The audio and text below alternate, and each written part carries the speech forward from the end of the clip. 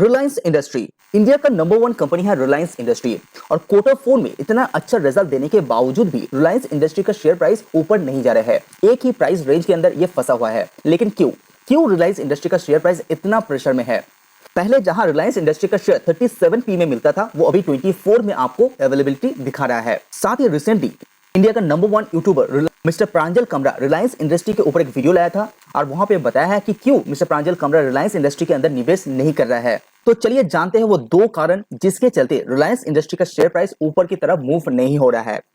हालांकि अगर आप रिलायंस इंडस्ट्री का नेट प्रॉफिट के ऊपर नजर डालते हैं तो क्वार्टर टू क्वार्टर बेसिस ये 20% का ग्रोथ दिखाया है और ईयर ऑन ईयर बेसिस 18.3% का ग्रोथ दिखा चुका है। और रिलायंस इंडस्ट्री का हर एक सेगमेंट यहाँ पे बहुत ही अच्छी तरीके से अपने ईबीटा को पोस्ट किया है, यानी कि कंपनी का हर एक सेगमेंट यहाँ पे बहुत ही अच्छा काम कर रहा है। अगर रिलायंस इंडस्ट्री के अंदर ग्रोथ देखेंगे तो कंपनी का जो डिजिटल सर्विसेज है वहां पे 38% का पिछले 5 सालों का सीएजीआर ग्रोथ दिखा चुका है। नेट प्रॉफिट के अंदर ये 91.5% का है, ये बहुत ही तेजी से ग्रो हो रहा है।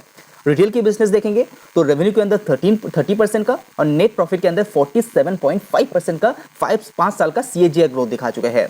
कंपनी का जो कोर बिजनेस यानी कि एनर्जी का बिजनेस है वहां पे 7% का सीएजीआर एंड नेट प्रॉफिट के अंदर 5.6% का ग्रोथ है। उसके बावजूद भी रिलायंस इंडस्ट्री का शेयर प्राइस उतना मूव नहीं कर रहा है, यानी कि एक प्राइस बैंड के अंदर यहाँ पे फंस गया है। उसका जो नंबर 1 कारण है वो है कंपनी के ऊपर कर्जा।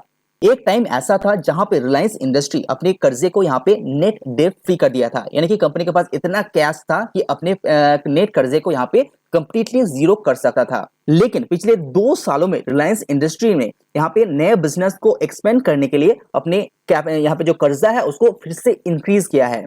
तो आप ये स्लाइड को अच्छी तरह से देख लीजिए। फाइनेंशियल 2022 में जहां पे रिलायंस इंडस्ट्री का एबिटा 1,25,000 करोड़ का था, वो बढ़ के विद इन 1 ईयर 1,54,000 करोड़ में आ चुका है।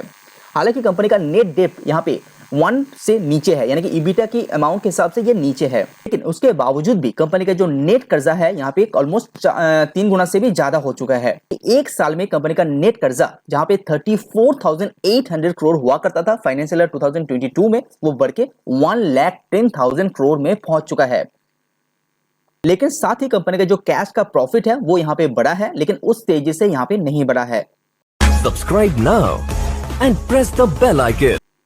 लेकिन ये नेट कर्जा बढ़ने के पीछे एक्चुअली मेन एक कारण है, वो है नए बिजनेस के अंदर कंपनी का कैपेक्स, यानी कि न्यू एनर्जी बिजनेस के लिए कंपनी का जो 70,000 करोड़ चाहिए होता है, तो ये कंपनी पैसा धीरे धीरे एज अ लोन यहाँ पे उठा रहा है। उसी के कारण यहाँ पे कंपनी का जो कैपेक्स है वो 99,000 करोड़ से बढ़ के 1,41,000 करोड़ में पहुंच चुका है।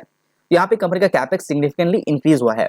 लेकिन इसमें जो अच्छी बात यह है कि कंपनी का जो कैश कंपनी कमा रहा है उसमें से 98% पैसा एज अ कैपेक्स यहाँ पे खर्चा कर रहा है, यानी कि कंपनी अपने कैपेक्स को लेके बहुत ही ज्यादा सीरियस है। तो न्यू बिजनेस के अंदर जो इन्वेस्टमेंट है उसके चलते कंपनी को कर्जा लेना पड़ रहा है, जिसके चलते कंपनी की जो नेट कर्जा है ये वंस अगेन 1,10,000 करोड़ में पहुंच चुका है। ये एक कारण है जिसके चलते रिलायंस इंडस्ट्री का जो शेयर प्राइस है वो मूव उतना नहीं कर रहा है। उसके बाद दूसरा कारण जानने से पहले रिलायंस इंडस्ट्री का बैलेंस शीट को थोड़ा सा देख लेते हैं। ग्रॉस डेट यानी कि जो ओवरऑल कर्जा है वो मार्च 2022 तक 2,66,000 करोड़ का था, वो यहाँ पे बढ़ के यानी कि 48,000 करोड़ नया जो लोन है वो विद इन दिस ईयर ले चुका है रिलायंस इंडस्ट्री, और ये पहुंच गया है 3,14,000 करोड़ के आसपास। कंपनी के पास कैश कितना है? जहां पे 2,31,000 करोड़ था उसमें से 27,000 करोड़ डिप्लॉय किया गया है, और अभी जो कैश है मार्च 2023 तक वो है 2,04,000 करोड़ के आसपास। तो ये दोनों को इसको निकाल देते हैं तो ये नेट कर्जा बच जाता है 1,10,000 करोड़ के आसपास, जो 75,000 करोड़ इंक्रीज हुआ है विद इन 1 ईयर। उसके बाद जो दूसरा कारण है जिसके चलते रिलायंस इंडस्ट्री का शेयर प्राइस ऊपर नहीं मूव हो रहा है, ये 24p के आसपास ये ट्रेड कर रहा है। दूसरा कारण है कंपनी का न्यू एनर्जी बिजनेस, यानी कि रिलायंस इंडस्ट्री जो डिक्लेयर किया है कि 70,000 करोड़ इन्वेस्टमेंट करने वाला है न्यू एनर्जी बिजनेस के लिए, यानी कि रिन्यूएबल एनर्जी के लिए। वो जो कैपेसिटी रहेगा वो 100 गीगावाट का रहेगा 2030 तक। इंडिया का डिमांड कितना है? 500 गीगावाट का। तो इंडिया का 20% जो सप्लाई है वो रिलायंस इंडस्ट्री अकेला कर पाएगा। लेकिन इसका प्रॉब्लम है वो है कोई भी यहाँ पे सिक्योरिटी नहीं है इस बिजनेस को लेके, इसीलिए रिटेल इन्वेस्टर से लेके बड़े बड़े इन्वेस्टर में इस पर्टिकुलर प्रोजेक्ट को लेके उतना एक्साइटमेंट नहीं दिखाई दे रहा है। क्योंकि रिलायंस इंडस्ट्री के लिए ये एक नया बिजनेस है। वहां पे कितना मार्जिन चार्ज कर पाएगा, कितना डिमांड रहेगा फ्यूचर में, किस तरह से इंडिया का पब्लिक इसको एक्सेप्ट करेगा, ये इसके ऊपर कोई भी क्लैरिटी नहीं दिखाई दे रहा है।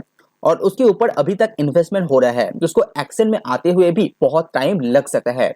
इसी कुछ कारण के चलते न्यू एनर्जी बिजनेस के लेके कोई भी एक्साइटमेंट मार्केट के अंदर उतना नहीं दिखाई दे रहा है, जिसके चलते रिलायंस इंडस्ट्री का शेयर प्राइस उतना मूव नहीं कर रहा है। हालांकि रिलायंस इंडस्ट्री को लेके सारी जो ब्रोकरेज फर्म है वो बहुत ज्यादा पॉजिटिव है। कोई 2900 से लेके 4000 तक टारगेट दे रहा है इंडियन एवं वर्ल्ड जो ब्रोकरेज फर्म है उसने।